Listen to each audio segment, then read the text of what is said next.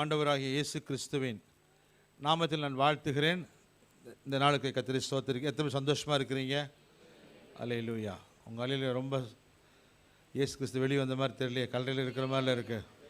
அல்லேலூயா. Right, praise God. என்னை first time பார்க்குற மாதிரி கை வைத்து காமிங்க பார்க்கலாம்.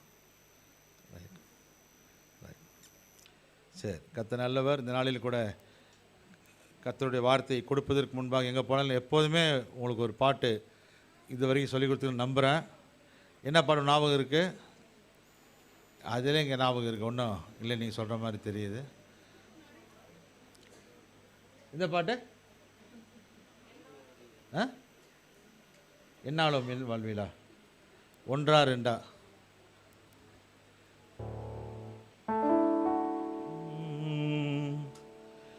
என்னாலும் என் வாழ்வின் ஆதாரம் நீர்தானே,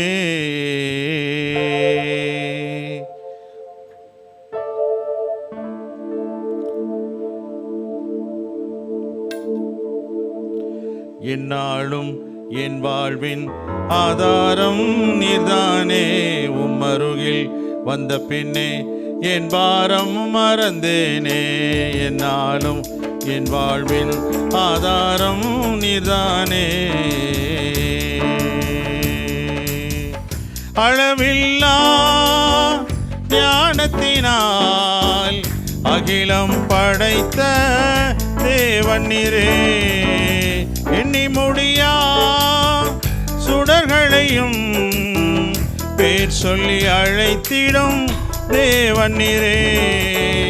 அளவில்லா ஞானத்தினால் அகிலம் படைத்த தேவன் நீரே. எண்ணி முடியா சுடர்களையும் பேர் சொல்லி அழைத்திடும் தேவன் நீரே. நீர் சொல்லிட எதுவும் ஆகும், நீர் கட்டளையிடவும் நிற்கும். உம்மாலே ஆகாதது ஒன்றுமில்லை, உம் கரத்தால் எதுவும் ஆகும், இதை அறிந்த உள்ளமும் பாடும். உம்மாலே ஆகாதது ஒன்றுமில்லை. என்னாலும் என் வாழ்வின் ஆதாரம் நீர்தானே. உம்மருகில் வந்த பின்னே என் பாரம் மறந்தேனே. என்னாலும் என் வாழ்வின் ஆதாரம் நீர்தானே.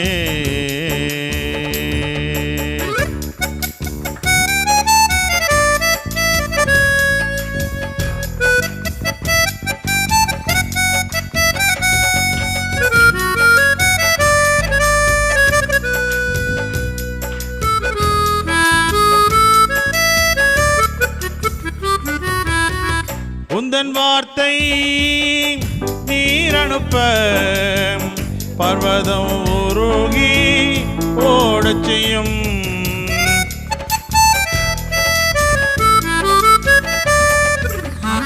உந்தன் வார்த்தை நீர் அனுப்ப பர்வதம் உருகி ஓடச் செய்யும். உந்தன் வல்லமை கண்மலைகளை பிளந்து நீருமாறாய் ஓடச் செய்யும். உம் கரத்தால் எதுவும் ஆகும், இதை அறிந்த உள்ளமும் பாடும். உம்மாலே ஆகாதது ஒன்றுமில்லை, இதை அறிந்த உள்ளமும் பாடும். உம்மாலே ஆகாதது ஒன்றுமில்லை, தேவனால் கூடாதது ஒன்றுமில்லை. இயேசுவால் ஆகாதது ஒன்றுமில்லை. என்னாலும் என் வாழ்வின் ஆதாரம் நீர்தானே. உம்மருகில் வந்த பின்னே என் பாரம் மறந்தேனே. என்னாலும் என் வாழ்வின் ஆதாரம் நீர்தானே. அல்லேலூயா. கர்த்தர் நல்லவர். இந்த நல்ல நாளிலும் தேவனுடைய வார்த்தை கொடுக்க கர்த்தர் கொடுத்த நல்ல கிருபைக்காய் விசேஷமாய் தேவனுடைய தாசன் அன்பு சகோதரர் பாஸ்டர் ஜஸ்டின் ஐயா அவருக்கு நன்றி செலுத்துகிறேன். என்னையோடு அவர் எங்கள் பாஸ்டருக்கு ரொம்ப க்ளோஸ் அவர். ஆனால் நான் தான் அடிக்கடி வரேன்னு நினைக்கிறேன் நான். ஆமென். ஹல்லேலூயா. கர்த்தர் அவர்களை ஆசீர்வதிப்பார். இந்த நாளின் தியானத்திற்காய் தெரிந்து கொள்ளப்பட்ட வேத வசனம் கொலோசியர் 2 அதிகாரம் 14-15 வசனம். Colossians chapter 2 verse 14 and 15. நமக்கு தெரிந்ததான வேத பகுதி தான். தெரிந்த சத்தியங்களை மறுபடியும் நம்ம ரெஃப்ரெஷ் பண்ணுவதற்காக கர்த்தர் இந்த நாளை கொடுத்திருக்கிறார். கர்த்தர் நமக்கு உதவி செய்வாராக. வாசியுங்கள்.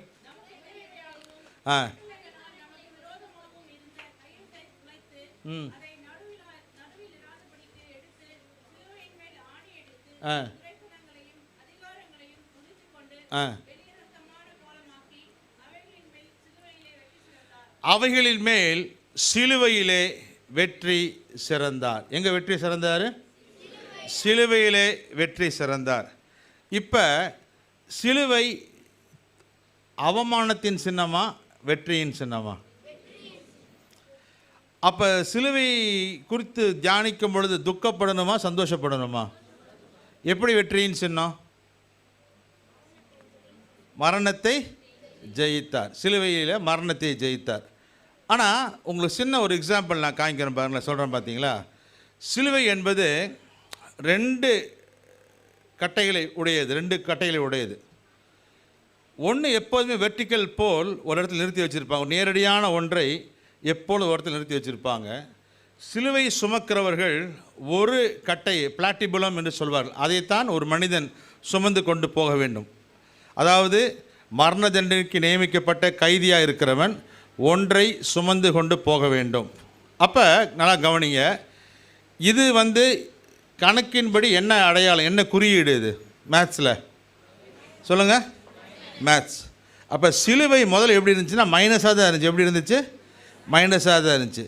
ஆனால் ஒரு மனிதன் இப்படி இருக்கிறான், ஒரு மனுஷன், நான் தான் ஒரு மனுஷன், என்னைக்கு நான் சிலுவை இப்படி சுமக்கிறேனோ, சிலுவையை நான் சுமந்த எப்படி ஆயிடுறேன்? நான் ப்ளஸ் ஆயிடுறேன். அப்போ இயேசு கிறிஸ்து சொல்கிறாரு, அனுதினமும் தன் சிலுவை எடுத்துக்கொண்டு என்னை பின்பற்ற கடவுள்னா. அப்போ இந்த சிலுவையை தூக்கி தோளில் வச்சாங்கன்னா இந்த சிலுவை எப்படி இருக்கும்? என்ன குறியீடு? இது பாருங்கள், ப்ளஸ்ஸா? இது ப்ளஸ்ஸு, இது என்னது? அப்போ சிலுவை பெருக்கத்தின் சின்னமாக இருக்குது. ஆமேன். ஆசீர்வாதத்தின் சின்னமாக இருக்குது. எப்படின்னா ஒரு மனுஷன் தூக்கி சுமக்கும் பொழுது அந்த சிலுவை ஆசீர்வாதத்தின் சின்னம். நீ யோசிக்கலாம், சிலுவை ஒருவேளை துக்க சின்னமாக இருக்குமா? சிலுவை ஒருவேளை தோல்வியின் சின்னமாக இருந்தால் ஜெபம் பண்ணுறவங்க அல்லது ஒருத்தருக்கு ஆசீர்வாதம் போடுறவங்க சிலுவை படத்தை வரைகிறாங்க. என்ன வரைகிறாங்க? தலையில், நெத்தியில். பழைய காலத்துலலாம் பார்த்துட்டு பெரியவங்களாம் எல்லா பிள்ளையும் நெத்தியில் என்ன போடுவாங்க? சிலுவையை போடுவாங்க. மெயின்லைன் சர்ச்சஸில் ஆசீர்வாதம் போடும் பொழுது பிதா, குமாரன், அப்படி சிலுவையை போடுறாங்க. அப்படின்னு என்ன அர்த்தம்னா தோல்வியின் சின்னமாக இருந்துன்னு வச்சுக்கோங்களேன், சாபத்தின் அடையாளமாக இருந்துச்சுன்னு வச்சுக்கோங்க. இது வரைக்கும் பிரசங்கம் கேட்டு 1.5 மணி நேரம் சர்ச்சில் உட்காந்துட்டு வெளியே போகும்போது நீ எப்படியோ போய் அப்படின்றது அடையாளம் பாருங்க. அப்படி நம்ம யோசி, அப்படி இல்லை. இது வரைக்கும் பெற்ற ஆசீர்வாதத்தை காட்டிலும், இது வரைக்கும் பெற்ற ஆசீர்வாதத்தின் வார்த்தைகளை காட்டிலும் இப்போ நீ வெளியே போகும் பொழுது நீ பெருக்கத்தோடு போக வேண்டும். Added on blessing. என்ன பிளெஸிங் உனக்கு? Added on blessing. சிலுவை என்பது உன் வாழ்க்கையில் கொடுக்கப்பட்ட அந்த குறியீடானது இதுவரைக்கும் இருந்த ஒரு ஆசீர்வாதத்தை காட்டிலும் உனக்கு பெருக்கத்திற்குள்ளாய் நடத்துகிற ஒரு ஆசீர்வாதம். அதனால தான் ஆண்டவர் சொல்கிறாரு, ஒருவன் என்னை பின்பற்ற விரும்பினால் தன்னைத்தான் வெறுத்து தன் சிலுவை எடுத்துக்கொண்டு வரக்கணும். ஏன்னா தன்னை என்னைக்கு ஒரு மனுஷன் மறந்து சிலுவையை தூக்குறானோ அவனுடைய வாழ்க்கை ஆசீர்வாதமாய் மாறுவதற்கு கர்த்தர் உதவி செய்கிறவராக இருக்கிறார். அப்படி இல்லைன்னா சிலுவை அவமான சின்னமாக இருந்துருச்சுன்னா ஒரு நாள் போகிற செயினில் மாட்ட மாட்டாங்க, வீட்டு கதவில் சிலுவை தொங்காது, முன்னாடி சிலுவை வைக்க மாட்டாங்க. நமக்கு தெரியல, ஆனால் செய்கிறோம். அது வெற்றியின் சின்னம்தான், ஜெயத்தின் சின்னம்தான். அல்லது சிலுவையிலே இயேசு கிறிஸ்து வெற்றி சிறந்தார். இயேசுவை சிலுவைக்கு போவதற்கு முன்பாக பிசாசின் காதில் கேட்டதெல்லாம் என்னன்னு பார்த்தீங்கன்னா, அவர் சாது, அவர் அடிக்கப்பட வண்ணமாக இருக்கிற ஆட்டு குட்டி, உலகத்தின் பாவத்தை சுமந்து தீர்க்கிற தேவ ஆட்டு குட்டி, மயிர் கத்திரிக்கு முறவா தன் வாயை திறவாத தேவ ஆட்டு குட்டி. இப்போ பிசாசுக்கு இயேசுவை பார்க்கும்போது நினச்சிருப்பான், இவர் ஆட்டுக்குட்டி, இவர் பலியிட வட வந்திருக்கிறாரு, இவர் செத்துருவார், இவர் ரத்தம் சிந்திடுவார்.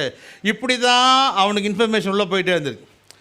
ஆண்டவர் பாருங்கள், பிசாசுக்கு எல்லாம் தெரியும்னு நினைக்கிறோம். அவன் ஒரு அரைவேக்காடு, பாதி தான் அவனுக்கு தெரியும், முழுசாக அவனுக்கு தெரியாது. என்ன தெரியாது? முழுசாக அவனுக்கு தெரியாது. ஆனால் இயேசு கிறிஸ்து நம்முடைய ஆண்டவருக்கு எப்படின்னா, he knows the end from the beginning. முடிவை ஆரம்பத்திலிருந்து அறிந்திருக்கிற இயேசு ஒருத்தர் தான். பிசாசுக்கு முடிவு தெரியாது. முழுசும் தெரியாது. எப்படி சொல்கிறீங்க? பிசாசு என்ன நினச்சி இயேசு சிலுவைக்கு அனுப்பிச்சான்? என்ன நினச்சான் அவன்? இதோட இவர் கதை முடிஞ்சிருச்சு. அவனுக்கு தெரிஞ்சு இதோட இவர் கதை முடிஞ்சிருச்சுன்னு நினச்சி தான் சிலுவைக்கு கொண்டு போகும்போது கொக்கரிச்சான். ஆனால் அவனுக்கு தெரியாது இதுக்கப்புறம்தான் ஒரு புதிய ஆரம்பமே இருக்குது அப்படின்றது அவனுக்கு தெரியாது. அவனுக்கு தெரிந்திருக்குமே என்றால் அவன் சிலுவைக்கு அனுப்பிச்சிருக்கவே மாட்டான். அப்படின்னா பிசாசுக்கு பாதி தான் தெரியும், அறவேக்காடு அறகுறை தான் தெரியும், முழுசாக தெரியாது. முழுதாய் உங்களையும் என்னையும் பற்றி ஆண்டவருக்கு தான் தெரியும். ஏனென்றால் நம்மை அவர் தம்முடைய உள்ளங்கையில் வச்சிருக்கிறாரு. நிறைய பேர் கையை கொண்டு பிசாசுக்கிட்ட தான் காட்டுறாங்க, எதிர்காலத்தை குறித்து சொல்லணும். அவனுக்கு பாதி தான் தெரியும், அது உருப்படியாக தெரியாது. ஆனால் உங்களை எல்லாவற்றையும் தெரிந்தவர் இயேசு ஒருவர் மாத்திரம். இவன் நினச்சான் அடிக்கப்படுகிற வண்ணமாக இருக்கிற ஆட்டுக்குட்டின்னு அடித்து தூக்கி தொங்க விட்டுட்டான். ஆனால் 3ஆம் நாள் உயிர் தெழும்போது தான் அவர் ஆட்டுக்குட்டி அல்ல, அவர் யூதா கோத்திரத்து சிங்கம் அப்படின்ற அப்போ தான் தெரிஞ்சிச்சு. இன்றைக்கி நம்மளுடைய வாழ்க்கையில் நம்மை பார்க்கும் பொழுது, இயேசுவில்லாத ஒரு வாழ்க்கையை பார்க்கும் பொழுது அடிக்கப்படுகிற வண்ணமாய், தோற்றுப்போன வண்ணமாய், ஏமாற்றப்பட்ட வண்ணமாய் காணப்படுவோம். ஆனால் இயேசு நம்மோடு கூட இருக்கும்போது உயிர் தெழுந்த சிங்கமாய் கத்த நம்மை மாற்றுகிறவராய் ஒருவர் இருக்கிறார். மற்றவங்க பார்வையில், மற்றவருடைய கண்களுக்கு போனால் எப்படி இருக்குன்னு தெரியாது. ஆனால் இயேசு நம்மோடு இருக்கும்போது நம்முடைய வாழ்க்கை ஒரு மாறுதல். இங்கே பார்க்குறோம் கொலோசியர் 2:14-15 துரைத்தனங்களையும் அதிகாரங்களையும் உரித்து கொண்டு வெளியரங்கமான கோலமாக்கி, இங்கிலீஷில் having cancelled and blotted out and wiped away அப்படின்னு போட்டிருக்கு. கேன்சலேஷன் ஃபஸ்ட்டு அவர் என்ன செஞ்சார்னா சிலுவையில் கேன்சல் பண்ணார். என்ன பண்ணார் அவர்? கேன்சல். அப்படின்னா நீங்கள் செய்ய வேண்டியதுக்கு, நீங்கள் பே பண்ண வேண்டியதுக்கு எல்லாவற்றும் சொல்கிறார், வேண்டாங்க, இதெல்லாம் இனிமேல் செய்ய வேண்டிங்க வேண்டாம். பிளாட்டட் அவுட் அப்படின்னா ஸ்கூலில் படிக்கிற காலத்தில் பார்த்தீங்கன்னா ஒரு இங்கு சிந்திடுச்சுன்னா, பேப்பர் எழுதும்போது இங்கு சிந்திடுச்சுன்னா ஒரு பேப்பர் யூஸ் பண்ணுவாங்க, பிளாட்டிங் பேப்பர். என்ன பேப்பர் அது பேர்? Blotting paper. அந்த பேப்பர் எதுக்குன்னா, எந்த இங்கு கொட்டிருச்சோ அதில் மேலே வச்சா போதும், அப்படின்னு அது அப்படியே மொத்தமாக என்ன செஞ்சு உறிஞ்சு எடுத்து விடும். ஆண்டவர் சொல்கிறாரு, அவன் துரைத்தன அதிகாரி என்ன பண்ணாருன்னா, நம்ம மேலே சிந்தப்பட்ட பிளாட்டிங், இரத்த பாவங்கள், இரத்த கரைகள் எல்லாவற்றையும் இயேசு உரிந்து கொண்டார். இன்னொன்று, எரேஸ்ட் ஆல் அவர் இது எரேஸ்ட்னு போட்டிருக்கு. எப்படி போட்டிருக்குன்னா, எரேஸ்ட் அப்படின்னா தப்பாக எழுதிட்டாங்க. என்ன எழுதிட்டாங்க? எழுதும்போது பென்சிலில் தப்பாக எழுதிட்டாங்கன்னா உடனே அழிப்பதற்கு எதை யூஸ் பண்ணுறாங்க? எரேசர் யூஸ் பண்ணுறாங்க.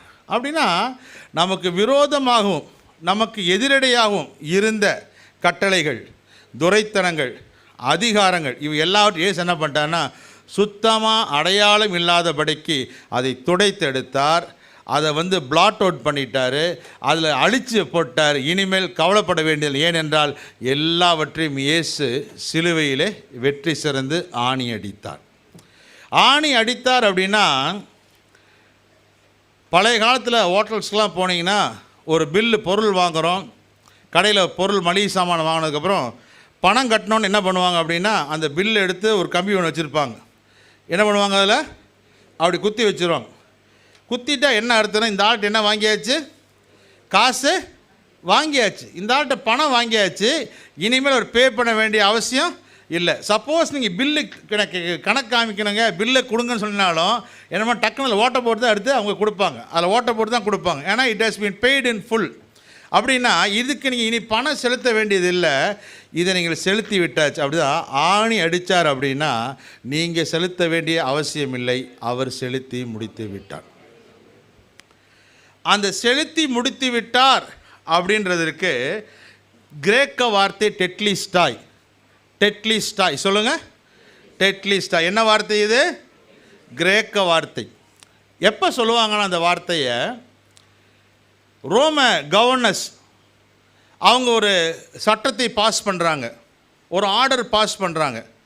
அப்போ அவங்க கூட இருந்து எல்லோரும் பேசுகிறாங்க. கவர்னர்ஸ் இல்லை கூட இருக்கிறவங்க, உயர் அதிகாரிகள், ஹயராக்கிஸ்லாம் உட்காந்து டிசைட் பண்ணுறாங்க, நம்ம நாட்டில் இதை கொண்டு வர வேண்டும், இந்த சட்டத்தை கொண்டு வர வேண்டும்.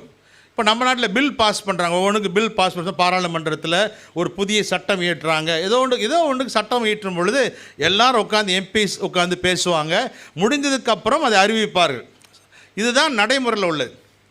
இப்போ அந்த கவர்மெண்ட்டில் ஒரு ஆர்டர்ஸ் எல்லாம் பாஸ் பண்ணி எல்லாம் பேசி எழுதி முடித்ததுக்கு அப்புறம் இங்கே எல்லாம் சில முடிச்சிருச்சுங்க, ரைட்டுங்க, ஓகே ரைட், இந்த பில் பாஸ் பண்ணிடலாமா, இந்த சட்டத்தை பாஸ் பண்ணிடலாமா அப்படின்னு சொன்னும் போது அந்த கவர்னர் பக்கத்தில் இருக்கிற ஒரு காவலாளி, ஒரு சோல்ஜர், அதற்கென்று நியமிக்கப்பட்டவன், அவன் இதெல்லாம் சொல்லி முடிச்சதுக்கப்புறம் அவன் என்ன சொல்லுவானாமா, எல்லாரும் கேட்குற மாதிரி உரத்த சத்தத்தில் டெட்லிஸ்டாய் அப்படின்னு சொல்லி கத்துவானாம்.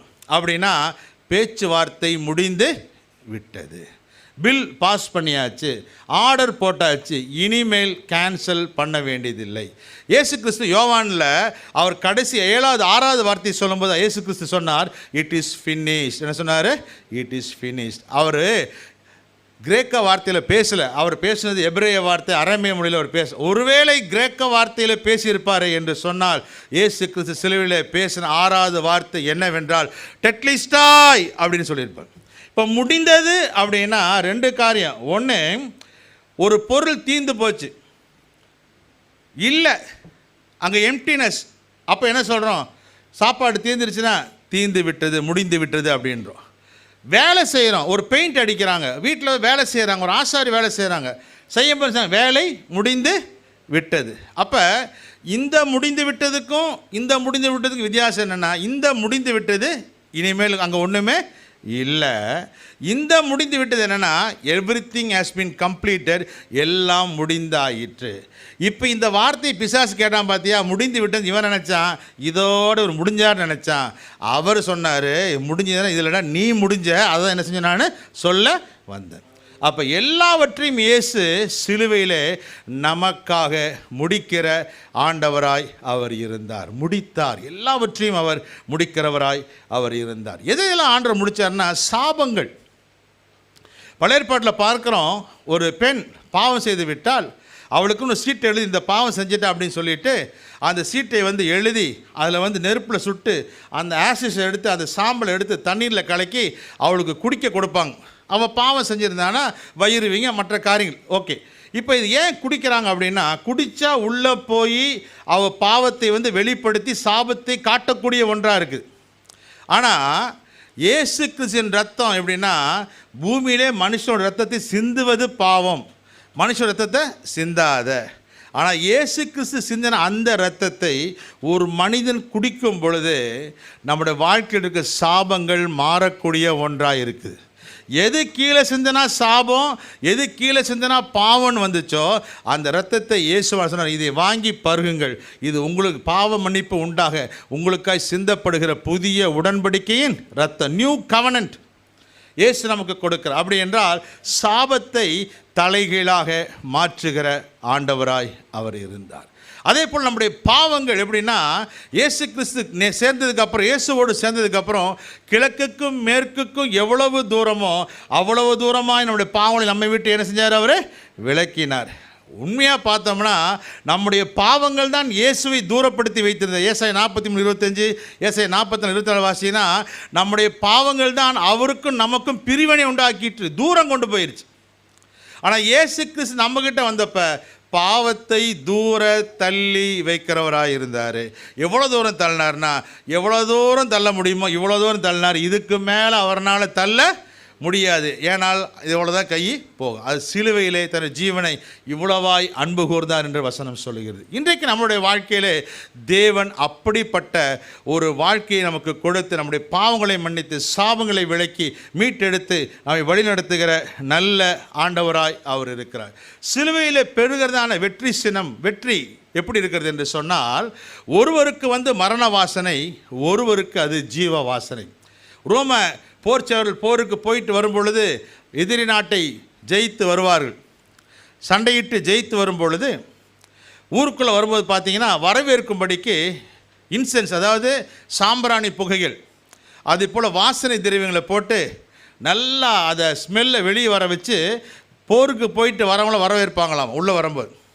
இப்போ முன்னாடி பார்த்தா ஜென்ரல்ஸ் வருவாங்க, அந்த போர் வீரர்கள் வருவாங்க, ஜெயித்தவங்க வருவாங்க, காயம் அடிப்பட்டவனை தூக்கிட்டு வருவாங்க. கொஞ்சம் பின்னாடி பார்த்தீங்கன்னா சிறையாய் பிடிக்கப்பட்ட மனிதர்கள் கொண்டு இருப்பாங்க. எதிர்நாட்டில் சிறையாய் பிடித்து கொண்டு வரப்பட்ட மனிதர்கள். அப்போ முன்னாடி வருகிற அந்த ஜென்ரல்ஸ், அல்லது ஜெயித்த அந்த ரோம இராணுவ வீரருக்கு எப்படி இருக்குன்னா, இந்த சாம்பிராணி வாசனை அல்லது இந்த வாசனை திரவியம் அது அப்படியே புகை எழும்பும்போது அதை பார்க்கும் பொழுது அவர்களுக்கு ஜீவ வாசனையாக சந்தோஷத்தை கொடுக்கக்கூடிய ஒன்றாக இருக்கும். ஆனால் எதிரி நாட்டிலேருந்து கைதியாக தோற்றவர்களாக பிடிக்கப்பட்டவர்களுக்கு இந்த புகையை, இந்த வாசனையை பார்க்கும் பொழுது இவங்க நினைப்பாங்க, இதோடு எங்கள் கதை முடிய போகுது, எங்கள் வாழ்க்கை முடிந்தது, இனி எங்கள் நாட்டுக்கு நாங்கள் போக முடியாது, எங்கள் ஜீவனே முடியும் என்று அவங்க நினைத்து கொண்டு வருவார்கள். அது அவர்களுக்கு மரண வாசனை. கிறிஸ்து இயேசு சிலுவையில் நமக்கு மரண வாசனை அல்ல, நமக்கு ஜீவ வாசனையை கர்த்தர் சுதந்திரித்து கொடுத்து இருக்கிறார். இந்த நாளில் இயேசு கிறிஸ்து உயிர்த்தெழுந்ததுக்கு அப்புறம் அவர் செய்த சில காரியங்கள்னா, ஒரு 4 விதமான காரியங்கள் அந்த நாளில் நடக்குது. உயிர்த்தெழுந்ததுக்கு பின்பாக இயேசு கிறிஸ்துனால நிறைய நடந்திருக்கு. ஒரு 4 சம்பவங்களை உங்கள் மத்தியிலே நான் வைக்க நான் ஆசைப்படுகிறேன். ஒன்று, இயேசுவானவர் மத்தேயு 28ஆம் அதிகாரம் 8ஆம் வசனத்தை வாசி. மத்தேயு 8:28.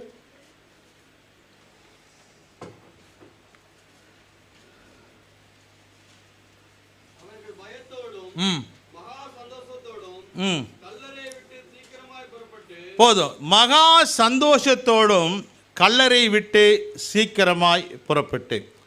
இயேசு கிறிஸ்து உயிரோடு எழுந்ததுக்கு அப்புறம் நடந்து என்னன்னு பார்த்தீங்கன்னா, ஒன்று மகா சந்தோஷம், கிரேட் ஜாய். என்னது? Great Joy.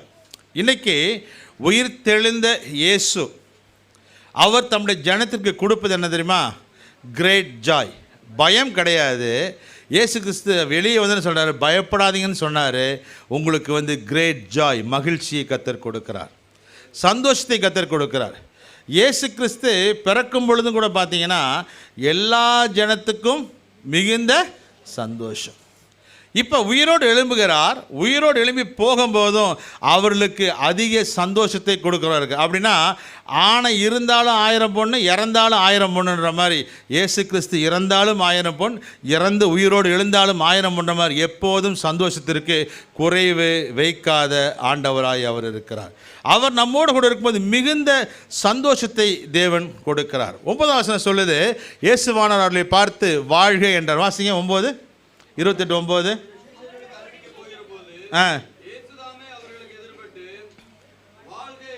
என்ன சொன்னார்?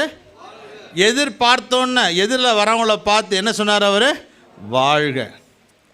ஆண்டவர் பார்த்து ஒரு மனுஷனை வாழ்க அப்படின்னு சொன்னார்னா நிச்சயமாய் அந்த மனிதன் எப்படிப்பட்டவனாக இருக்கிறான்? அவன் கட்டாயம் வாழுவான்.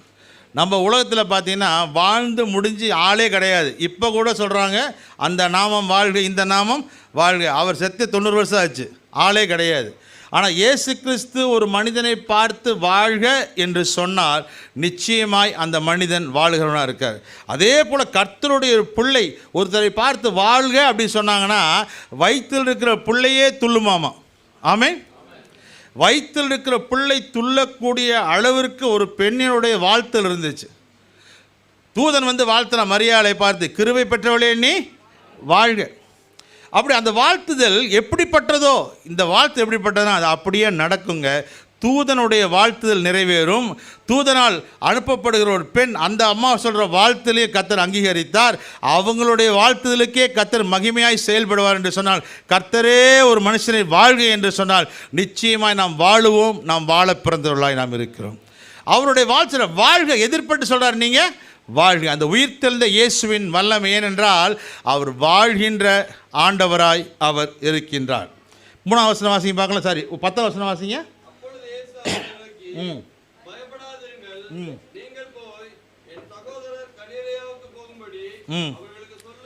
போதுமா? பயப்படாதிருங்கள். 3ஆவது இயேசு என்ன சொல்றாருன்னா, என்ன செய்யறாரு? பயப்படாதிருங்கள். ஒன்று சொல்றாரு, ஃபர்ஸ்ட் உங்களுக்கு சந்தோஷம், சாதாரண சந்தோஷம் இல்லை, மிகுந்த சந்தோஷம். 2வது வாழ்த்துறாரு. 3வது சொல்றாரு பயப்பட. சந்தோஷம் ஜாய் அப்படின்னு சொன்னாலே முந்தி சொல்லுவாங்க JOY, Jesus over you. JOY, உங்கள் மேலே யார் இருக்கிறாரு? இயேசு இருக்கிறார். Jesus over you. அல்லது உங்களுக்கு ஜாய் வேணுமா, உங்களுக்கு மகிழ்ச்சி வேணுமா, என்ன சொல்லணும்? ஃபஸ்ட்டு ஜீசஸை வை, 2வது அதர்ஸை வை, 3வது ஒன்றை வை, உனக்கு என்ன கிடைக்கும்?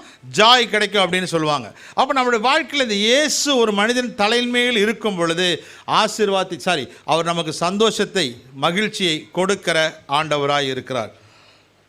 இயேசுவானவர் சிலுவையில் தொங்கும் பொழுது அங்கே ஒரு வசனம் போட்டிருந்தது, இவர் நசரேயனாக இயேசு யூதருக்கு ராஜா அப்படின்னு போட்டிருக்கு.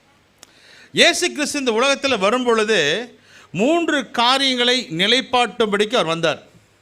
ஒன்று, அவர் தீர்க்கதரிசி, 2வது அவர் ஆசாரியன், 3வது அவர் ராஜா. உலகத்தார் தீர்க்கதரிசின்றதை ஏற்றுக்கொண்டாங்க. சமாரியா பெண் வந்து சொல்கிறாரு, அவர் ஒரு தீர்க்கதரிசி என்பதை நான் காண்கிறேன், நீங்களும் வந்து பாருங்கள், டெஸ்ட் பண்ணி பாருங்கள், தலையை கொடுத்தவர்கிட்ட பாருங்கள் அப்படின்றாங்க. ஆசாரியன் என்பதை அவர் ப்ரூவ் பண்ணல. எப்போ ப்ரூவ் பண்ணார் அப்படின்னா, தேவனுடைய ஆலயத்தை சுத்திகரிக்கும் பொழுது சொல்கிறார், இது என்னுடைய வீடு, சகல ஜனங்களுக்கும் ஜெப வீடாக இருக்குது. ஏன் சுத்திகரித்தார் அப்படின்னா, பலி கொடுக்கப்படுகிற ஆடும் அவர்தான், பலி கொடுக்க போகிற ஆசாரியனும் அவர்தான் என்பதை காட்டும்படிக்கு அவர் வந்தார். 3வது, அந்த ஜனங்கள் அவரை ராஜாவாக ஏற்றுக்கொள்ள வேண்டும் என்று அங்கீகரிக்கும்படி அந்த மனிதர்கள் எதிர்பார்த்தது.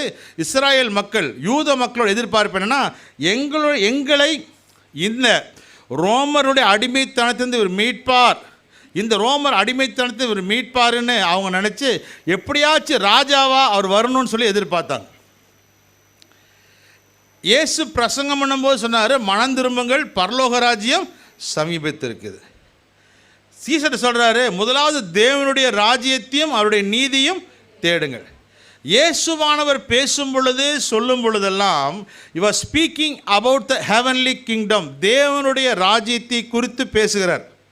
இந்த ஜனங்கள் என்ன நினைக்கிறாங்க அப்படின்னா, ராஜ்யம் அப்படின்னா இவங்களுக்கு ராஜா, இந்த உலகத்தில் இங்கே வாழ்கிற இந்த ரோமர்கிட்ட இருந்து எங்களை விடுதலை கொடுப்பதற்கு இயேசுவானவர் தான் ராஜா அப்படின்னு நினச்சி அவரை ராஜாவாக்க மனதாக இருந்தாங்க ஒருத்தங்க. இன்னொருத்தங்க ஒரு சமயம் நிறைய சாப்பாடு போடுறாரு, சாப்பாடு போடும்போது இவர் பிடித்து கொண்டு போக மனதாக இருந்தாங்க. ஏன்னு சொன்னால் அவர்கிட்ட போனால் சாப்பாடு கிடைக்கும், ஒன்று விடுதலை கிடைக்கும், ஒன்று சாப்பாடு கிடைக்கும், ரெண்டையும் கொடுத்தா அவங்க யார்? ராஜா. ஆனால் இயேசு ரெண்டுக்குமே வரல. சாப்பாடை பற்றி பேசும்போது சொல்கிறாரு, என்னுடைய போஜனம் இதில்ப்பா, என் பிதாவின் சித்தம் செய்வதே எனக்கு போஜனமாக இருக்குது. அவர் சொல்கிறார், நீங்கள் பூமிக்குள்ள தேடுறீங்க, பூமிக்குள்ள இல்லை, மேலான என்ன செய்யுங்க, நீங்கள் தேடுங்க. அப்போ ஆண்டவர் சொல்ல, பரலோக ராஜ்யத்தை குறித்து தான் நான் பேசுகிறேன், நான் இந்த பூமிக்குரிய ராஜா நான் அல்ல. அப்போ இவர் பூமிக்குரிய ராஜா அல்லனா இவர் என்ன ராஜா? இவர் தேவனுடைய ராஜா. இப்போ ஏன் போடுறாங்க, என்ன எழுதி போட்டாங்கன்னா, நசரேயனாக இயேசு இவர் யூதருக்கு ராஜா. 3 பாஷைகள் எழுதுகிறாங்க, லாட்டின் பாஷையில் எழுதுகிறாங்க, அப்புறம் கிரேக்க பாஷை எபிரேய வார்த்தையில் எழுதி போடுறாங்க, லாட்டினில் ஹீப்ரூ வேர்டில் எழுதி போடுறாங்க. எதற்காக 2ல் எழுதி போட்டாங்க அப்படின்னு சொல்லி பார்த்தீங்கன்னா, அன்றைக்கி வாழ்ந்த 2 குரூப் ஆஃப் பீப்புள், ஒன்று பெரிய படித்தவர்கள் ஒன்று இருந்தாங்க, ஒன்று ஹீப்ரூ பேசுகிற மக்கள், யூத மக்கள் இருக்கிறாங்க, கிரேக்க ஞானிகள் இருக்காங்க. 2 பேருக்கும் புரியணும் அப்படின்றதுக்காக எழுதி போட்டாங்க, நசரேயனாக இயேசு யூதருக்கு ராஜா அப்படின்னு எழுதி போட்டாங்க. அது எப்படி எழுதி இருந்துச்சுன்னா, ஹீப்ரூவில் யெசுவா ஹனோட்ஸ்ரி உமலேக் ஹெகுதீன் அப்படின்னு போட்டுருந்துச்சாமா. யெசுவா ஹனோட்ஸ்ரி உமலேக் ஹெகுதீன் அப்படின்னா YHWH அப்படின்னு போட்டிருப்பாங்க. நல்லா படித்து பார்த்தீங்கன்னா சில இதில் INRN போட்டிருக்கோம். அந்த YHWH அப்படின்னா யோத் ஹே வாவ் ஏ அப்படின்னா யெகோவா. அந்த யோத் ஹே வாவ் ஏ அப்படின்னா அந்த 4 எழுத்துக்களை பார்க்கும் பொழுது யெகோவா என்ற பேர் அதில் உருவாகுமா, யெகோவா என்ற பேர். அப்போ இவங்க ஏன் அந்த யூதருக்கு ராஜா அப்படின்றத இவங்க வேண்டான்னு சொல்லல, அந்த முதல் 4 எழுத்துக்களை சேர்த்து படிக்கும் பொழுது யெகோவா என்பவர் யூதருக்கு ராஜா இல்லை, முழு உலகத்துக்கும் ராஜாவாக இருக்கிறார் என்பதை காண்பிக்கும்படிக்கு அது அப்படி பொறித்து வைக்கப்பட்டு இருந்தது. இயேசுவானவர் நமக்கு மாத்திரம் ராஜா இல்லை, அகில உலகத்திற்கும் ராஜா. கிறிஸ்தவர்களுக்கு மாத்திரம் அவர் ராஜா இல்லை, அவர் எல்லாருக்கும் ராஜா. எந்த மதத்தினராக இருந்தாலும் சரி, யாராக இருந்தாலும் சரி, எல்லாருக்கும் இயேசுவானவர் ராஜாதி ராஜாவாய் அவர் இருக்கிறார். அடுத்தபடியாக பார்க்கும் பொழுது இயேசு இந்த உலகத்திலே வந்த நாட்களில் உயிரோடு எழுந்த பொழுது அவர் செய்த காரியம் என்னவென்று சொன்னால், சீஷர்கள் பயந்து இருக்கிறாங்க, இயேசுவை எதிர்கொண்டு போவதற்கு வந்து கொண்டு இருக்கிறாங்க. மகதலேனா மரியாள் அவங்க என்ன செய்கிறாங்க அப்படின்னா, போய் பார்க்கலாம், இயேசுவுக்கு ஒரு சில தைலங்களை, பரிமள தைலங்களை பூசி அவருடைய சரீரத்தை பக்குவப்படுத்த வேண்டும் என்று சொல்லி விரும்புகிறாங்க. இயேசு சரீரத்தை பார்த்தீங்கன்னா,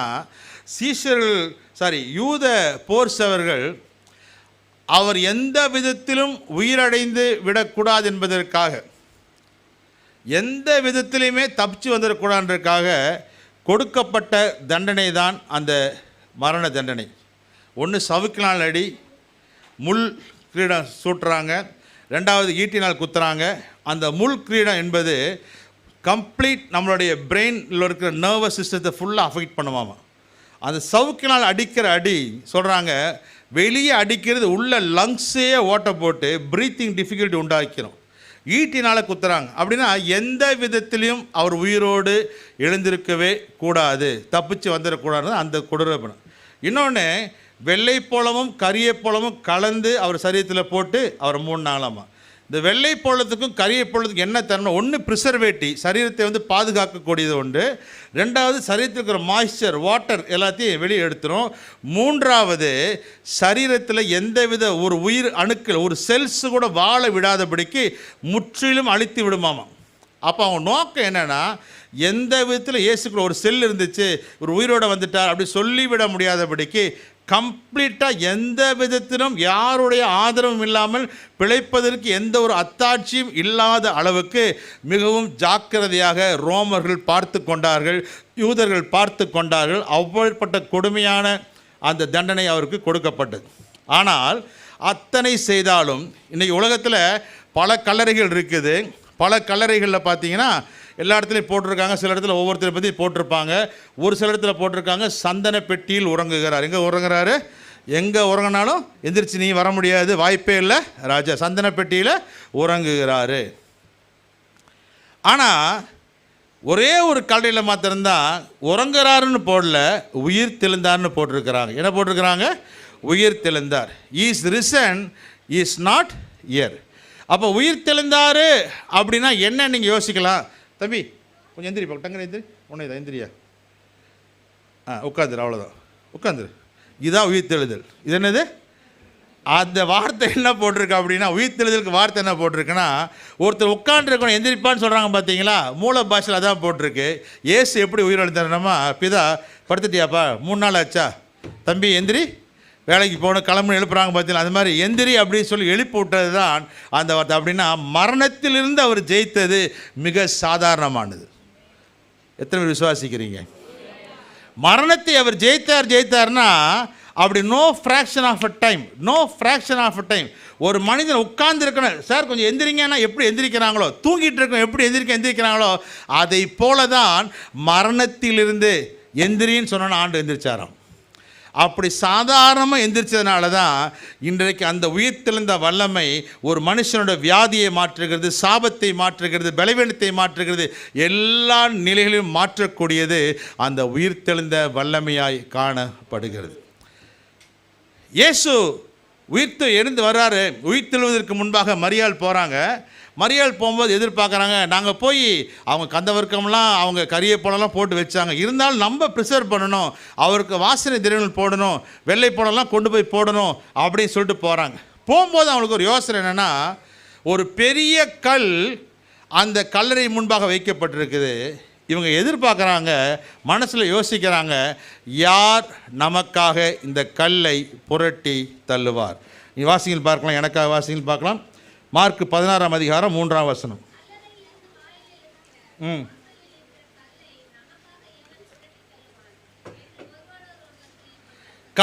கல்லறையின் வாசலில் இருக்கிற கல்லை எவன் நமக்காக புரட்டி தள்ளுவான்? இன்றைக்கு அநேகரோட வாழ்க்கையில் சில கேள்விகள் இருக்கலாம். யார் எனக்காக இந்த கல்லை புரட்டி தள்ளுவார்? யார் எனக்காக இதை செய்ய முடியும்? நெப்போலியன் போனபர்ட் அஞ்சா நெஞ்சன், தைரியமானவராமா. அவர் சின்ன குழந்தையாக இருக்கும் பொழுது அவங்க பாட்டி மேலே அவங்க அம்மாவோட ரொம்ப பிரியம் அவருக்கு. அவர் இருந்த ஒரு ஐலாண்டில் போய் நடு ராத்திரியில் நிலாவை பார்த்துட்டு இருக்கிறார். பாட்டி தேடுறாங்க, எங்கடா பேரனை காணோம் அப்படின்ட்டு. போய் பார்த்தோன்னா போய் பிடித்தா, ராஜா என்ன பண்ணுறாருன்னா, பாட்டி நிலாவை பார்த்தியா, எப்படி இருக்கு, அழகாக இருக்குன்றார். பாட்டிக்கு என்ன இந்த பயம், இந்த பையனுக்கு கொஞ்சம் கூட பயம் இல்லையே, நிலாவை பார்த்து கொண்டு இருக்கிறானே அப்படின்னு சொல்லிட்டு. பயங்கரமான கொடூரமான ஒரு மனிதன். அவர் வாழ்க்கையில் அழுதது 2 முறை தான் அழுதுருக்காராமா. ஒன்று அவங்க அம்மா இறந்தப்ப, 2வது ஒரு குதிரை இறந்தப்ப. எப்பாவது குதிரை இறந்தப்ப. அந்த அவருடைய இராணுவ ஆட்சியில் ஒரு சட்டம் என்னவென்றால், மாலை 4-5 மணி இருட்டுவதற்கு முன்பாக அந்த கேம்பில் இருக்கிற எல்லா விளக்குகளும் அணைத்து விடப்பட வேண்டும். எங்கேயுமே விளக்கு எரியக்கூடாது. அவர் சொல்லியிருக்காரு, எங்கேயாச்சும் விளக்கு இருந்துச்சுன்னா உடனடியாக கொடூரமான மரண தண்டனை கொடுக்கப்படும் என்று சொல்லி. அந்த கொடூரமான மரண தண்டனை கொடுக்கப்படும்னு சொல்லி வச்சுருந்தாங்க. ஒரு நாள் திடீரென்று கேம்பை பார்க்க வராரு, விசிட் பண்ண வராரு, செக் பண்ண வராரு. எல்லா டென்ட்லேயும் விளக்கு அணைந்து இருக்கிறது. ஒரு டென்ட்டில் மாத்திரம் லைட்டு விளக்கு, கேண்டில் விளக்கு எரிஞ்சிட்ருக்கு. இவருக்கு பயங்கர கோபம். கூட இந்த ஆஃபீஸ்லாம் பார்த்தாங்க, இன்றைக்கி இதோடு இந்த மனிதனுடைய கதை முடிந்துவிடும் என்று சொல்லி. போனால் ஒரு வாலிப சோல்ஜர், ஒரு இராணுவ வீரன் எதையோ ஒன்று எழுதி வைத்துவிட்டு அப்படியே அவன் படுத்து தூங்கி கொண்டு இருக்கிறான். நெப்போலியன் அதை பார்த்தாரு, தன்னுடைய பேனாவை எடுத்தார், அவர் ஏதோ ஒன்று எழுதி வச்சுட்டு போயிட்டார். கூட வந்தவங்களாம் ஒரே ஆச்சரியம், என்னடா இந்த ஆள் பயங்கரமான கொடூரமான ஒரு ஆள். அவர் எப்படி கொடூரமான ஆள்லாம் வேடிக்கையாக சொல்லுவாங்க. அவர்கிட்ட வந்து கேட்குறாங்க ஒரு தடவை, உங்கள் வெற்றிக்கு காரணம் என்ன, வீரர்கள்லாம் எப்படி உங்களோடு இருக்கிறாங்க, எப்படி நீங்கள் ஜெயிக்கிறீங்க யுத்தத்தில் சொல்லி கேட்கும்போது அவர் பேசிட்டே இருக்கும்போது அப்படி கை தட்டினாராமா. அப்படி தட்டினோன்னு ஒரு வீரன் வரான். வந்தோன்னு சொல்கிறாரு, அப்படியே மலையிலேருந்து பின்னாடி குதி அப்படின்னாராமா. போனால் இவர் சொன்ன வார்த்தை கேட்டு மலையிலேருந்து டபான் கீழே விழிச்சு அவர் சேர்த்துட்டான். மறுபடியும் ஒருத்தர் கை தட்டினார், இன்னொருத்தன் வந்தான் அப்படின்னார், அவனு போய் குதிச்சான். கூட போனவர் கேட்டவருக்கு ஏன்டா அப்படி கேட்டோன்னு ஆயிடுச்சு. அடுத்த கை தட்டி, சார் சார் தாண்டா விட்டுருங்க போகுது அப்படின்னு. அந்த இன்னும் 3வது ஆள் வந்துட்டான், குதிக்கிறதுக்கு வந்துட்டான். குதிக்க வச்சு போகிறேன், குதிக்கிறதுக்குன்ட்டு நின்றுட்டுருக்கிறான்.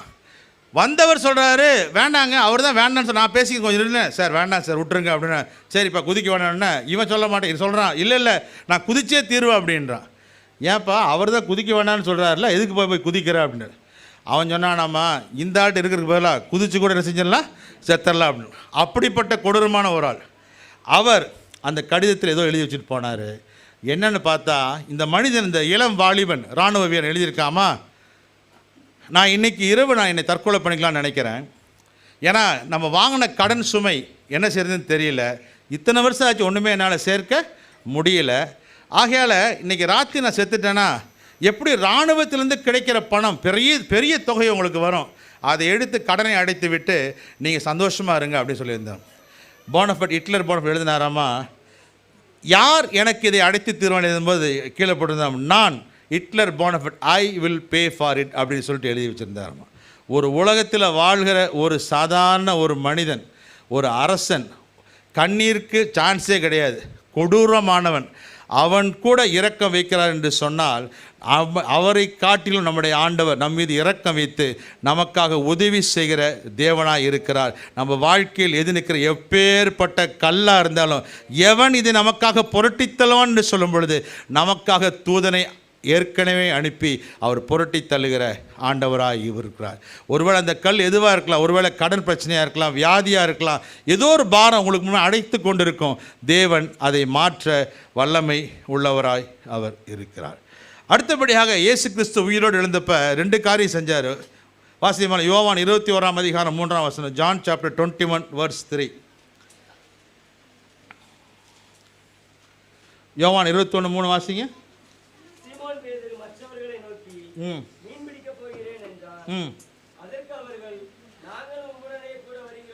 அந்த கடைசி வசனம் மாதிரி வாசிக்குமா. அந்த ராத்திரியிலே அவர்கள் ஒன்றும் பிடிக்கவில்லை. சொல்லுங்க, அந்த ராத்திரியிலே அவர்கள் ஒன்றும் பிடிக்கவில்லை. இப்பொழுது 6வது வசனம் வாசிங்க. 6 கடைசி.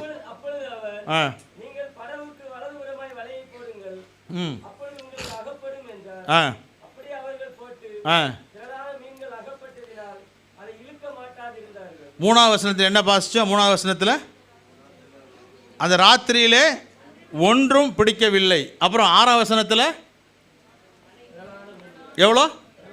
திரளான மீன்கள். வெறுமையை கர்த்தர் நிறைவாக்குறார். உயிரோடு எழுந்த ஆண்டவர் செஞ்ச அற்புதம் என்னென்னா, ஃப்ரம் எம்டினஸ் டு ஃபுல்னஸ், வெறுமையிலேருந்து நிறைவாக்குறார். ஏன் அவர் செய்கிறார் என்று சொன்னால், ரூத்து நகோமி பெத்லகேம் விட்டு அவர் மோவாவுக்கு போகிறா. அவள் போகும்போது சொல்கிறார், நிறைவுள்ளவனாய் நான் போனேன், இப்போ எப்படி இருக்கிறேன், நான் குறைவுள்ளவனாக இருந்தேன். மோவாவில் இருந்து பெத்லெஹேமுக்கு வராங்க, குறைவுள்ளவனாக அங்கேருந்து புறப்பட்டாங்க. இங்கே எப்படி வந்தாங்களாமா? நிறைவுள்ளவனாக மாறினாங்க. என்ன ரீசன், என்ன காரணம் அப்படின்னா, அந்த நிறைவை கொடுக்கக்கூடிய ஒருவர் இருந்தார். அவர் பேர் யாருன்னா போவாஸ். போவாஸ் யாருக்கு அடையாளம்? இயேசுவுக்கு அடையாளம்.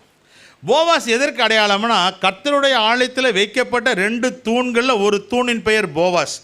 அப்படின்னா ஒன்றை தாங்குகிறவர் தான் போவாஸாக இருந்தார். எபிரேய வார்த்தையில் ஒரு வார்த்தை சொல்லப்படுகிறது, துதிப்பதற்கான ஒரு வார்த்தை. அதன் பேர் யாடா என்ற வார்த்தை. இந்த யாடா என்றால் தேவன் உன் நிலைமையை அறிந்திருக்கிற கர்த்தர், தேவன் உன் நிலைமையை அறிந்திருக்கிறார். போவாஸுக்கு பயன்படுத்தக்கூடிய அந்த வார்த்தையும் என்னென்னா, அவர் உன் நிலைமையை அறிந்து உதவி செய்கிறவராக இருக்கிறார். அது எக்ஸ்பிளைன் பண்ணுறதுக்கு டைம் இல்லை. அறிந்து உதவி செய்கிறவராக இருக்கிறார். எப்படி உதவி செய்கிறார்? உனக்கு என்ன தேவையோ அதை கொடுக்குறார். எப்படின்னு பார்த்தீங்கன்னா, வேலைக்காரரை கூப்பிட்டு சொல்கிறாரு, அரிகளை கொஞ்சம் கீழே சிந்தி விடுங்கள், அவள் பொறுக்கி கொண்டு போகட்டும். நீ கீழே போட அவங்க எடுத்துகிட்டு போங்க, அவளை என்ன பண்ணாதீங்க, ஈனப்படுத்தாதீங்க, அவளை டிஸ்டர்ப் பண்ணாதீங்க அப்படின்றால் ரூத்தின் நிலைமையை போவாஸ் செஞ்சார், அறிந்திருந்தார். யார் இந்த போவாஸ் அப்படின்னா, அவர் நம்முடைய நெருங்கிய உறவின் முறையார். ஆங்கிலத்தில் ரிடீமர் அல்லது கின்ஸ்மேன் என்று போட்டிருக்கிறாங்க. இந்த கின்ஸ்மேன் அப்படின்னா யாருன்னா, இரத்த விளைக்கிறையை கொடுக்கிறவர் அல்லது நமக்காக முழு பணத்தை செலுத்தக்கூடியவர், நமக்காக செலுத்தி நமக்கு கொடுக்கக்கூடியவர் தான் இந்த கின்ஸ்மேனாக இருக்கிறாங்க.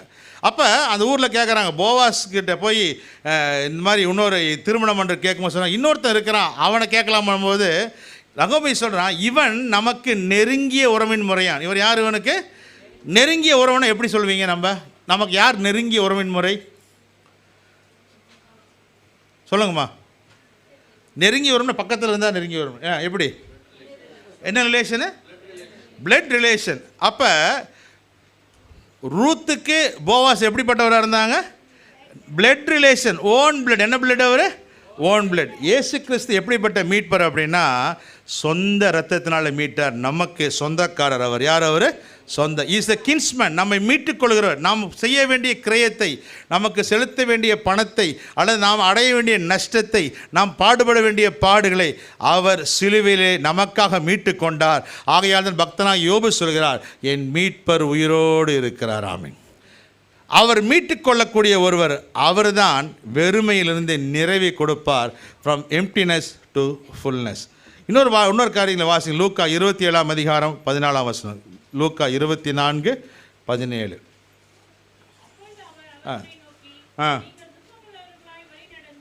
எப்படி போகிறாங்க? துக்கம் உள்ளவர்களா? இப்போ 41 வாசிங்கம்மா. எதுலம்மா? முதல்ல என்ன வாசித்தோம்? துக்கம். இப்போ சந்தோஷம். கொஞ்சம் தூரம் நடந்து கொண்டு போகும்போது ஸ்டார்ட் பண்ணும்போது துக்கத்தோடு தான் ஸ்டார்ட் பண்ணுறாங்க. என் பண்ணும்போது எப்படி என் பண்ணாங்க?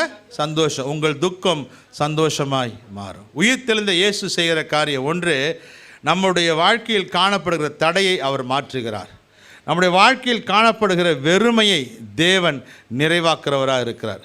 மூன்றாவதாக, நம்முடைய துக்கத்தை தேவன் சந்தோஷமாய் மாற்றுகிறவராக இருக்கார். நான்காவதாக, நம்முடைய அழுகையை களிப்பாக மாற்றுகிறார். எப்படின்னு பார்த்தீங்கன்னா, யோவான் 20ஆம் அதிகாரம் 15ஆம் வசனத்தில் மரியாள் போகிறாரு, ஆண்டவர் தேடிட்டு போகிறாரு. இயேசு கேட்குறாரு, மரியாளே யாரை தேடுகிறாய், ஏன் அழுகிறாய், ஏமா நீ அழுகிற அப்படி சொல்லி இயேசு விசாரிக்கிறாரு.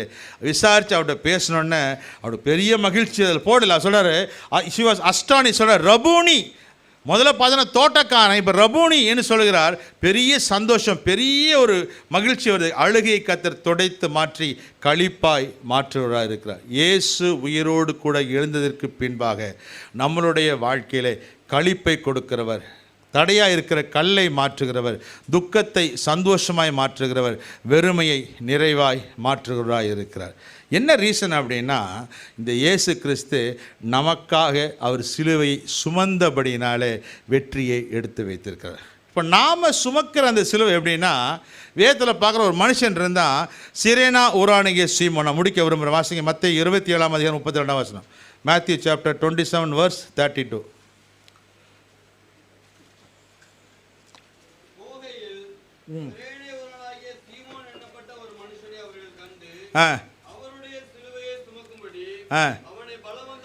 சிரேனா ஊரானாகிய சீமோன் எனும் ஒரு மனுஷனை கண்டு அந்த சிலுவையை சுமக்கும்படி அவனை he was forced to carry the cross. கிமு 722 ஆண்டுகளுக்கு முன்பாக யூதர்கள் முழு உலகம் எங்கும் சிதறடிக்கப்பட்டார்கள். அவர்கள் பஸ்கா பண்டாடிக்கை கொண்டாடும் பொழுது உலகத்தின் பல பாகங்களிலிருந்து வருவார்கள். எல்லா நாட்டிலிருந்து வருவாங்க சிதறடிக்கப்பட்ட யூதர்கள். இந்த சிரேனாயூரான சீமோன் யார் என்று சொல்லி பார்த்தால், இவன் ஒரு நீக்ரோ. சிரேனா நாடு ஆப்பிரிக்கா தேசத்தில் இருக்கிற அங்கே இருக்கிற யூதன். அவன் போய் எப்படி மாறிட்டான்னா ஆல்மோஸ்ட் ஆப்பிரிக்கன் மாதிரி அவன் மாறிட்டான். அவன் வந்து கொண்டிருக்கிறான். அவனை தூக்கணும்னு சொல்லி பலவந்தப்படுத்துகிறாங்க. இப்போ இந்த மனுஷனுக்கு என்ன நிகழ்வு நடக்குதுன்னு தெரியாது. எவனோ ஒருத்தனை வந்து அடித்து கொண்டு போகிறாங்க. எவனோ ஒருத்தர் செய்கிறதுக்கு என்ன ஏன்டா பாடாப்படுத்துறீங்க அப்படின்னு இந்த சிரேனா சீமோன் யோசிச்சிருப்பான். ஆனால் அந்த சிலுவையை கொஞ்சம் நேரம் தான் அவன் செஞ்சான், அவன் சுமந்தான். அவன் சுமந்ததற்காக மார்க் 15:21 வாசிங்க. மார்க் 15:21.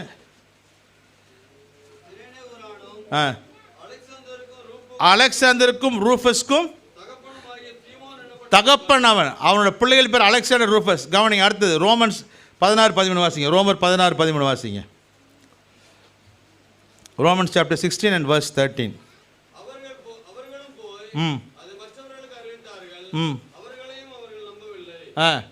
இல்லை 16:13. ரோமர் 16:13. கர்த்தருக்குள் தெரிந்து கொள்ளப்பட்ட ரூப்பையும் எனக்கு தாயா சல்யூட் ரூஃபஸ். பார்த்தீங்கன்னா சிமியோனுடைய சிமியோனுடைய மகன் வந்து ஒருத்தர் அலெக்சாண்டர், ஒருத்தர் ரூஃபஸ். இவன் எந்த ஊருக்காரன்? வெளியூருக்காரன். கிட்டத்தட்ட பார்த்தா ஆப்பிரிக்கன் ஜூ.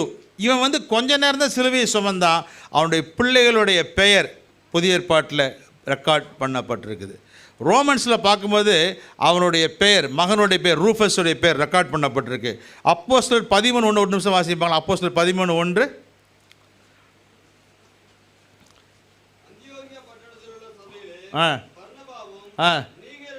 ஒருபட்டம் என்ன சீமோன்? நீகர் என்னப்பட்ட சீமோன். நீகர் அப்படின்னா நீக்ரோ, கருப்பு சிமியோன் அப்படின்னு சொல்லக்கூடிய பேர். இங்கே வந்து பாருங்கள், ரோட்டில் வழியில் எங்கேயோ போயிட்டு இருந்த மனுஷனை அவன் விஷ்டம் இல்லாமல் வெறுப்போடு கூட அவனை பலவந்தம் பண்ணி சிலுவையை சுமக்க வச்சாங்க. மனசில் கரிஞ்சு கொட்டிகிட்டே திட்டிகிட்டே சிலுவையை சுமந்தான். ஆனால் கொஞ்ச நேரம் தான் சிலுவையை சுமந்தான். அவன் சந்ததியை கர்த்தர் இந்த வேதத்தில் பதிவு செய்யும்படிக்கு அவனுடைய பிள்ளையோட பேர் இந்த பைபிளில் பதிஞ்சார். இன்றைக்கி நம்மளுடைய வாழ்க்கையில் கிறிஸ்துவுக்காக ஏதோ ஒரு பாடு நீங்கள் அனுபவிச்சிங்கன்னா கவலைப்படாதீங்க. நம்முடைய சந்ததியை கர்த்தர் நினைக்கிறவராக இருக்கிறார். அவனுடைய பேரை அப்போஸ்தலரில் கூட உட்காரும்படிக்கு அந்த சிமியோனுடைய பேரை உட்கார வச்சார். இந்த இயேசு சீக்கிரம் வரப்போகிறார். யோவான் 20:7 வாசிக்கிறோம். ஒரு தலைமாட்டில் சுட்டப்பட்ட துணி ஒன்று வைக்கப்பட்டிருந்தது. எதற்கு அடையாளம் என்று சொன்னால் அவர் திரும்ப வரப்போகிறார் என்று சொல்லி. யூத மக்கள் அவங்க ஆகாரங்களை சாப்பிடும் பொழுது வீட்டிலேருந்து வெளியே போக செய்வாங்களாமா. அவங்களுடைய தலைப்பாகையில் துணிகளை நாப்கின்ஸ் அந்த வச்சுட்டு அப்படி டேபிளில் வச்சுருப்பாங்க. என்ன அர்த்தம்னா, எஜமான் சாப்பிட்டு முடிக்கல, திரும்ப வருவார் அப்படின்ட்டு. வெளியே போகும்போது வாசலை வச்சுருந்தானா வெளியே ஊருக்கு போயிருக்கார், அவர் திரும்ப வருவார் அப்படி என்பதுதான் நமக்கு அடையாளமாக இருக்குது. ஒரு ஊரில் பயங்கரமான பிரச்சனை நடந்து கொண்டிருக்கு. 2 ஊருக்காருக்கு சண்டை. போலீஸ் கம்ப்ளைண்ட் ஆகுது. போலீஸ் கம்ப்ளைண்ட் பண்ணி என்ன பண்ணுறாங்க, அந்த ஊரில் இருக்கிற ஒரு போலீஸ்காரரை கூப்பிட்டு, ஐயா நீங்கள் போய் இந்த பிரச்சனையை கொஞ்சம் சால்வ் பண்ணுங்க அப்படின்னு சொல்லி அனுப்புகிறாங்க. இவர் கொஞ்சம் திடகாத்தமானவர், நல்ல பெயர் செல்வாக்குடையவர், பயக்கப்பட மாட்டார். இவர் போன உடனே அந்த ஊரில் சமாதானம் வர ஆரம்பிச்சிருச்சு. அப்போ போலீஸ் சொல்கிறாங்க, உயரதிகாரி, அப்போ டெய்லி நீங்கள் அங்கே போய் இருங்க, நீங்கள் அங்கேயே இருந்துருங்க, எங்கேயும் வெளியே போகாதீங்க. நீங்கள் இருந்தால் அவங்க பயப்படுறாங்க, வேறு யார் வந்தாலும் அவங்க பயப்படுவது இல்லை அப்படின்னு சொல்லி. இவர் போவார். அங்கே இருக்கிற ஒரு பெட்டி கடையில் போயிட்டு டீயை குடிச்சிட்டு அவருடைய தொப்பி குச்சியும் கழட்டி வச்சுட்டு பேப்பர் வாஷ் காலையிலேருந்து ஃபுல்லாக அங்கே தான் உட்காந்துருப்பார். எங்கேயும் போக மாட்டார். அடுத்த டியூட்டி வர அங்கேயே தான் இருப்பார். அந்த மாதிரி செய்யக்கூடியவர். அப்போ இவர் வராரு இருக்கிறான்னு பார்த்து நல்லா கும்பிடு போட்டு ஐயா இருக்கான்னு போயிடுவாங்க. அப்போ ஒரு நாள் இவருக்கு அவசரமாக ஒரு 2 நாள் எங்கேயோ லீவ் போட்டு போகணும். உயர் அதிகாரி போய் கேட்குறாரு, சார் எனக்கு 2 நாள் லீவ் வேணுங்க அப்படின்னு. அவர் உயர் அப்போ இல்லைப்பா, நீ அங்கே டெய்லி போகிறதுனால தான் அமைதியாக இருக்கிறாங்க, சண்டை போட மாட்டேன்றாங்க, வேறு யாராச்சும் அமிச்சா பிரச்சனையாயிரும் அப்படின்னு சொன்னாங்க. இல்லை சார் நான் பார்த்துக்கிறேன், பிரச்சனை வராமல் பார்த்துக்கிறேன், இப்போலாம் மக்கள் ஓரளவுக்கு நல்லா ஆகிட்டாங்க, நான் பார்த்துக்கிறேன் அப்படின்னு. பிரச்சனை வந்துச்சுன்னா உன் மேலே நடவடிக்கை எடுப்போம், நீ தான் பொறுப்பாடு. இல்லை சார் நீங்கள் தைரியமாக நீ அனுப்புங்க, நான் பார்த்துக்கிறேன். இவர் போனார், ஊருக்கு போயிட்டார். 1 நாள் ஆச்சு, 2 நாள் ஆச்சு, திரும்பி வந்தார். எந்த பிரச்சனையும் இல்லை, ரொம்ப சந்தோஷம். அவர் கேட்டார் போலீஸ்கார் உயர், எப்படி என்ன சமாளித்தான்னு. ஒன்றும் இல்லை சார், நான் என்னோடய தொப்பியும் என்னோடய லத்தியும் அங்கே நான் வச்சுட்டு போயிட்டேன். இந்த பிரச்சனை பண்ணுறவன் வந்து எட்டி பார்த்துருக்குறானுங்க. பார்த்தோன்னா ஐயா இருக்கிறார். யார் இருக்கிறாரு? ஐயா இருக்கிறான்னு சொல்லிட்டு உடனே என்ன செஞ்சிடறாங்க? திரும்பி போயிடறாங்க. அதனால் நம்ம பிரச்சனை பண்ணக்கூடாது. அப்போ அந்த லத்தி, அந்த தொப்பி எப்படி அந்த மனிதனுக்கு ரெப்ரசன்டேஷனாக இருந்துச்சோ, அன்னைக்கு வைக்கப்பட்ட போன துணி எதற்கு அடையாளம் என்றால், திரும்ப அவர் வருவார், அவர் நம்மை வந்து மீட்டு கொண்டு போவார், நம்மை கொண்டு போய் அவரோட வாழ வைக்கும்படி இயேசுவானவர் சீக்கிரம் வருவார். நாம் ஆயத்தமாவோம். அந்த ராஜாவோடு கூட நாம் பறந்து செல்வோம். கர்த்தர் நமக்கு பெரிய காரியங்களை செய்வாராக. ஆமேன். God bless you. ப்ரேயர் பண்ணி. அன்பின் பரலோக பிதாவே, நேற்றும் இன்றும் என்றும் மாறாத எங்கள் சர்வமுள்ள கர்த்தாவே, இந்த அற்புதமான இந்த நாளுக்காக கூட ஸ்தோத்திரிக்கிறோம். நீ ராஜாதி ராஜாவாய் வரப்போகிறீர். ஆண்டவர் தாமே எங்களுக்காய் சிலுவையிலே வெற்றி சிறந்து இன்றைக்கு ஆண்டவரே தடையாய் காண்கிற காரியங்கள், குறைவாய் காண்கிற காரியங்கள், கண்ணீரின் காரியங்கள், துக்கத்தின் காரியங்கள் எல்லாவற்றுக்கும் ஒரு மாறுதலை கர்த்தர் கொடுப்பீராக, விடுதலை கர்த்தர் கொடுப்பீராக, ஆசீர்வதிப்பீராக நான் சொல்லி ஜெபிக்கிறேன். அப்பா, தேவ கிருபை கூட இருக்கட்டும். இயேசு நாமத்தில் பிதாவே. ஆமேன். ஆமேன்.